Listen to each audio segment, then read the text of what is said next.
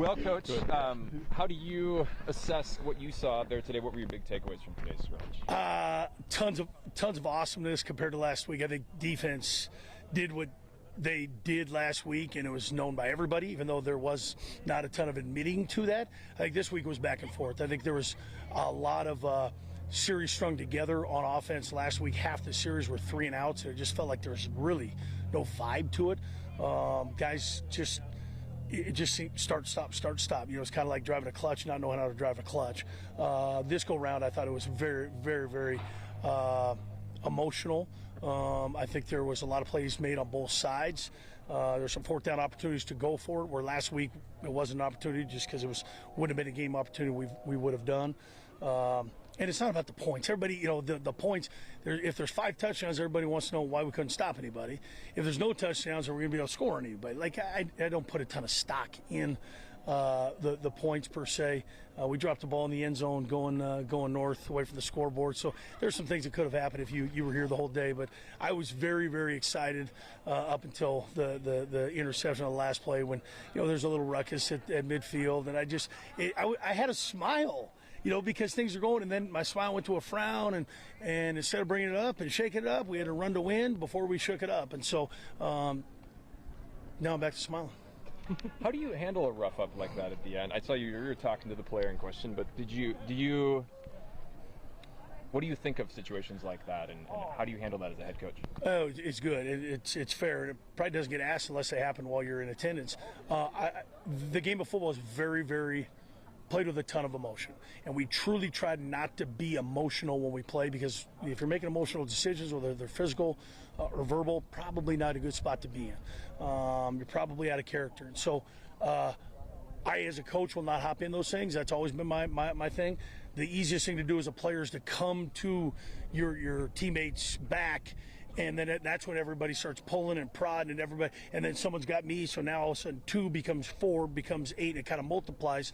I do think if you don't have any of that stuff, where there's zero friction at all, I'm concerned. If every other play is a ton of friction, I'm also concerned. But my stance on that piece, I try to make them educational moments in sport or in life. That I don't know how a referee might deem that at the end of a game. Whistle's blown, game's over, and all of a sudden is that now non-entry into the next game because of an unsportsmanlike? How does that play out? So that was my educational moment. And so it was just a little bit of a football ruckus. It wasn't anything more than that. But when you have football teams, especially the last play of a game in an end-of-game situation, it just kind of, you know, things are enhanced. You know, the more chips are on the line. And I don't, like I told Gavin, I don't want to take this away from you, because that's how you're going to play. That's why you're one of the best offensive linemen we have it in this league. You will be very, very good by the end of your career. He was a tight end a year and a half ago and wasn't going to buy into the O-line stock.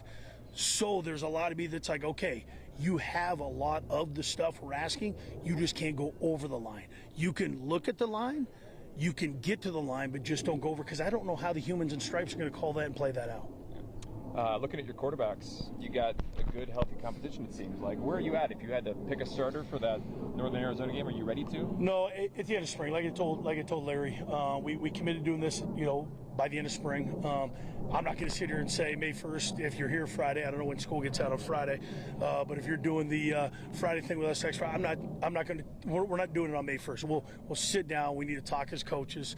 Healthy competition is great. I think it's awesome when guys get along and push each other.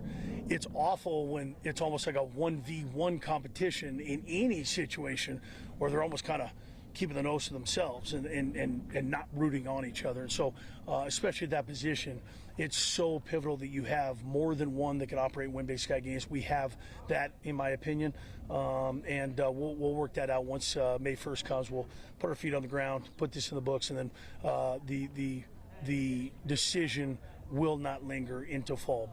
But in fall, there's going to be competition. So that's the other thing. It will be one of them, but that doesn't mean it's going to be the one by the time because we're not picking a starter for Northern Arizona. That's not what we're doing. So those words never came out of my mouth. We're picking a starter coming out of spring camp, and then we'll determine who that's going to be going into Flagstaff.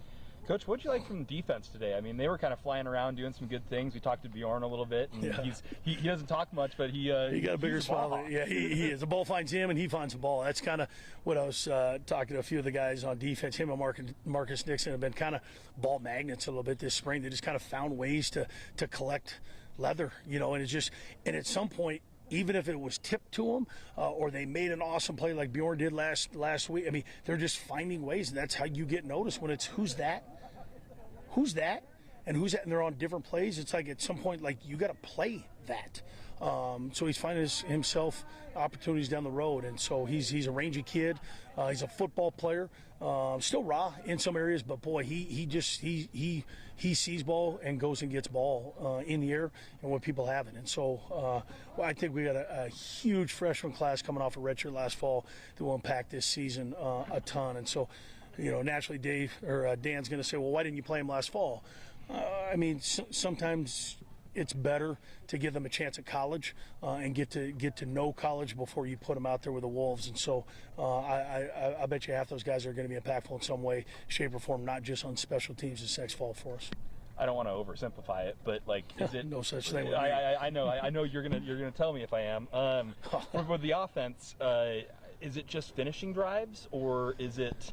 What is it that's not allowing them to get down the field? Yeah, I mean, it's usually a collection. If it's one thing, then all of a sudden let's just practice that one thing. There's always some things. I'd love to make it that simple. I mean, one of the drives ended with an on catch in the back of the end zone, which was a beautiful ball, and I don't know if it was 12 or 2 that threw it, but boy, you couldn't have put it. And I'm always telling whenever I tell the quarterback he throws a good ball, I'm like, I must hit him in a bad spot. Whenever it hits him where their hands are on or their chest hits it, I must have been a bad spot. So we always get a snicker out of that. But those are trying to finish drives.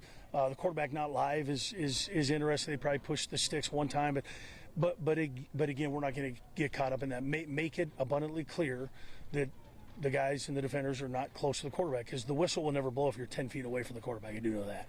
Is it realistic? Probably not. But can we make it more realistic? Well, it's up to us.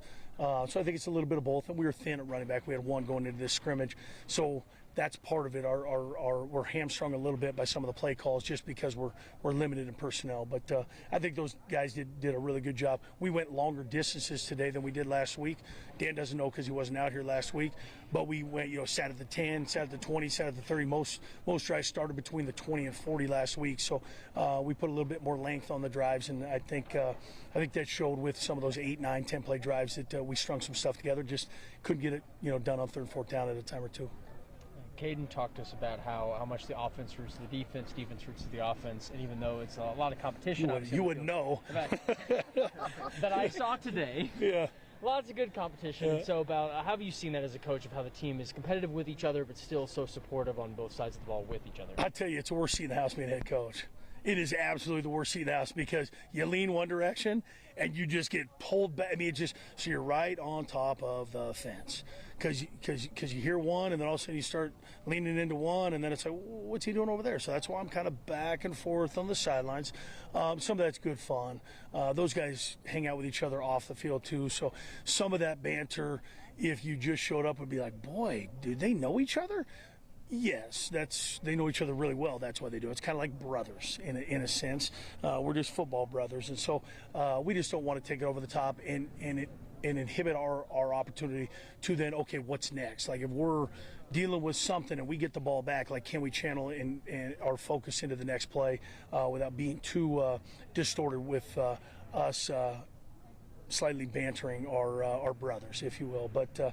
You have to. If we're quiet out here, if it feels like we're walking into a dissertation or a lecture like that, that's not. I mean, this is not the place for that.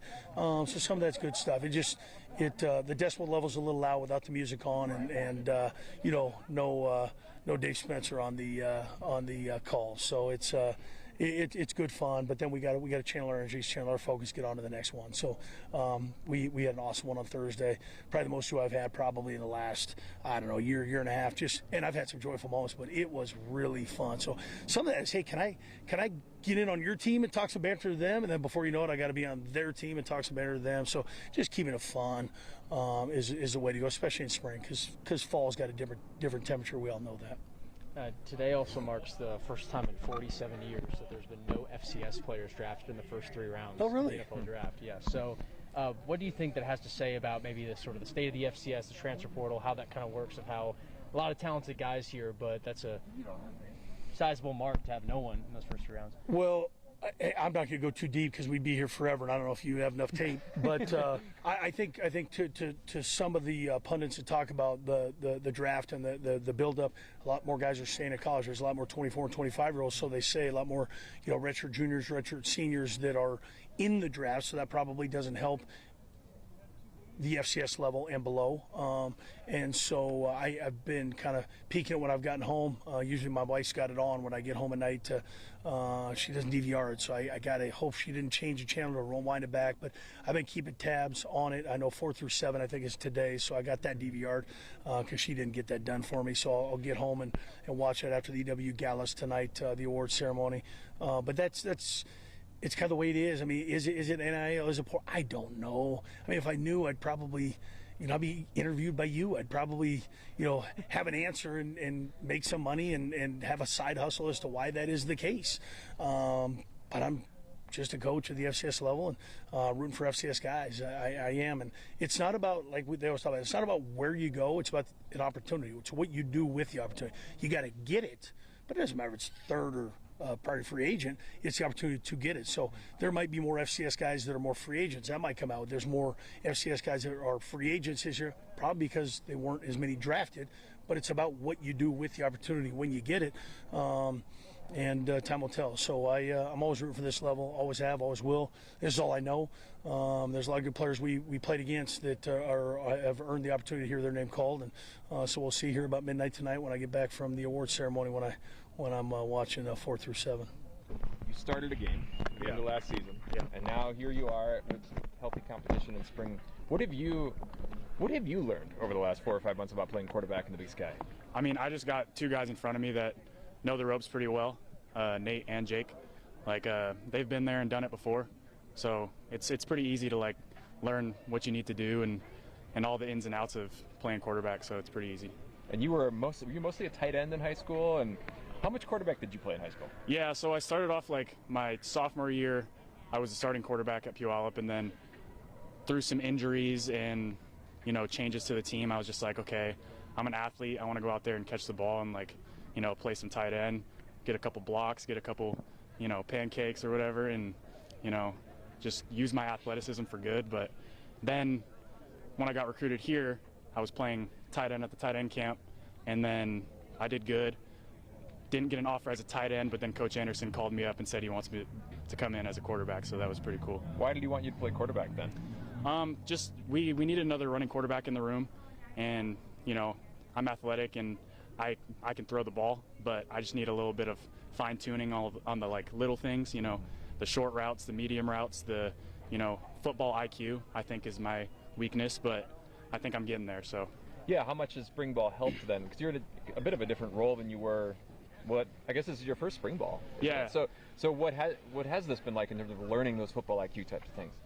It's been pretty interesting. There's lows, there's highs. This was a pretty good scrimmage, I think so. I got my first touchdown to spring ball, which was pretty fun. The guys were celebrating. I love my teammates. So, and then Coach Anderson's really helpful.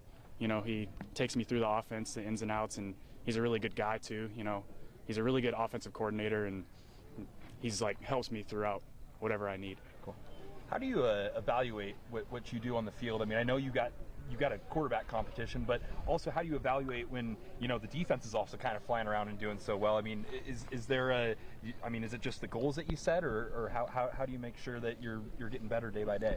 I mean, it depends on the day. We got different defenses for different practices, and we've learned a lot. We've already went through these defenses. They've beat us a couple times. We beat them a couple times. At least it's not one-sided. I think our defense is pretty good as well as our offense, and we got a couple ballers on defense, a couple ballers on offense. I think we're gonna be a pretty good team this year. You don't have to get too specific, but how has Nate and Jake, how have they been kind of helping you out? Those are my best friends right there. I don't think there's very many rooms in the Big Sky that are as close as us. I'm going to be Nate's roommate here pretty soon. I'm moving in with him, and Jake, we grew up in the same hometown. We were crosstown rivals. So we had a little rivalry going on. We always talk about high school in our games, ER versus Puyallup, so it's pretty fun. Looking at the energy when you scored that touchdown, the whole team just going absolutely ballistic right there. I mean, how does that feel to know how much that everybody has each other's back and the way that that energy kind of feels on even both sides of the ball? Yeah, I mean that's pretty awesome. You know, we got a lot of guys on both sides of the ball that are rooting for the defense. There's the offense is rooting for the defense, and the defense is rooting for the offense. When we come out here, we're clashing, but you know, at the end of the day, they're proud that we scored, and we're happy if they get an interception because it means that we're going to be better for it during the season. And you know, I'm super close with the whole offense, super close with the whole defense. We got a really tight-knit group of guys that play really well together. So yeah. What do you hope is the number one thing that you can take away from this spring ball when it's all wrapped up after next week? I mean, I just really want to develop as a player. You know, I got Nate and Jake ahead of me in the depth chart, and you know, they're really two really good players. They've been here, done it. You know, they've been through really hard times, really good times. So they can teach me about how to get through that mentally, physically. You know, and just teach me how to be a quarterback in the Big Sky. And I think it's a really good development year for me. How many times did you beat Jake in high school? Oh, so yeah, we got a little debate about that. We're probably going to watch this in our quarterback meeting, but my freshman year, I was on special teams. I wasn't the starting quarterback, and it was his sophomore year at ER. We took the win. My sophomore year, we took the win again, and then his junior year, my junior year, his senior year, he won, which he says counts the most. But, you know, I say I was playing on special teams, so I think I get the lean to that competition. Bjorn, I thought you were supposed to knock it down when it gets to the goal line there. Hey, you rarely get 2 interceptions in the game, so hey, take it all the time. You know what I'm saying? The competition in the safety room has been, well, how would you describe the competition in the safety room? We all love each other. We all like root against can we start that? Yeah. Oh yeah. So what can you describe the competition in the safety room? We all love each other. We push each other. We play for each other. We're not selfish. So like the competitions up in there is like it's like a brotherhood. You know, we're fighting against each other, but we all want to see each other win. We all want to see each other succeed. These quarterbacks that you've been, intercepting passes from here during scrimmages and in practice, what have you seen from them, and what do they bring that's maybe a little bit different? I mean, they're all competitors. We have 3 different quarterbacks. They all do different things. I'm just playing my game. I just intercept them. You know what I'm saying? I just take the ball from them. So yeah. Bjorn, talk a little bit about definitely a little bit of fire. I mean, you don't have to talk about anything that happened towards the end of practice there, but just talk about what kind of gets you going, and what gets this team going? How about that? So what get me going, I'm just more so calm. I'm like not the rowdy type, but everybody else, just the yelling and the hitting each other heads, that gets everybody going. But for me, I just stay calm, a little nonchalant. But yeah, that's just me. What else is there to work on? Spring game coming up on Friday. We just gotta work on the basic things. You know what I'm saying? Keep our head in the playbook, and we'll be fine. Stay physical. What makes you the most excited about, I guess, even your own unit or the whole defense, looking ahead to the fall and how you can close out the spring, and just what excites you the most about that? Coach Bruce. I mean, he's a defensive coordinator now. You know what I'm saying? It's his first year as a defensive coordinator, so he really excites me. Just being in the safety room with him and him as a defensive coordinator is real exciting. It's different compared to last year. So I'm good. That's it. Yeah. Thanks, man. Appreciate it.